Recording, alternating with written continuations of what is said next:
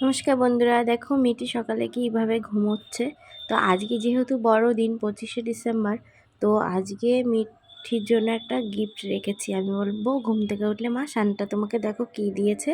তো ক্যাডবেরি আর একটা ছোট্ট টেডি বিয়ার। তো আমি ঘুম থেকে ওকে ডাকার চেষ্টা করছি যে মাম্মা উঠে পড়ো, দেখো তোমার জন্য কত গিফট। তো ও না ক্যাডবেরিগুলো দেখে না ভীষণ খুশি।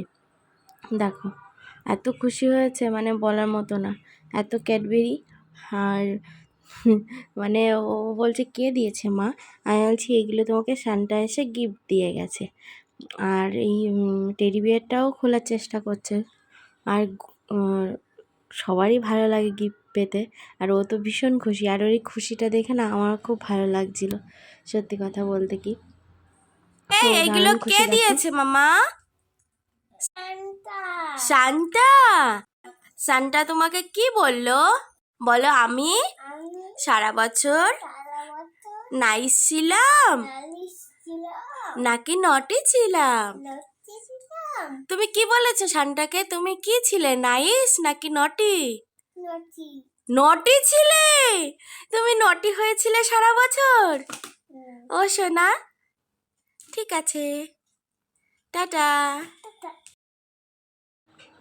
তারপর মিঠি দেখো ওর পাপার সাথে বাজারে যাবে বলে বায়না করছিল। ওর পাপা যাচ্ছিল বাজারে একটা কেক আনার জন্য, কেক খাবে তার জন্য।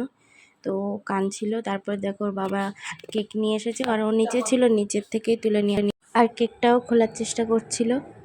দেখো, আর ও ভাবছে হয়তো কারো আজকে হ্যাপি বার্থডে। তো আমি বলছি দামা আমি কেটে দিই। তো তার ও উপর থেকেই খাচ্ছিল তুলে তুলে, আর আমি কাটছিলাম। আর ও বলছে হ্যাপি বার্থডে মাম্মা। ও ভাবছে আজকে বার্থডে। তো দেখো, তারপর সবাইকে কেক দিয়ে দিলাম, মাকেও দিয়ে দিয়েছি। তো মিঠিও খাচ্ছিল আর ওর পাপাকেও দিলাম।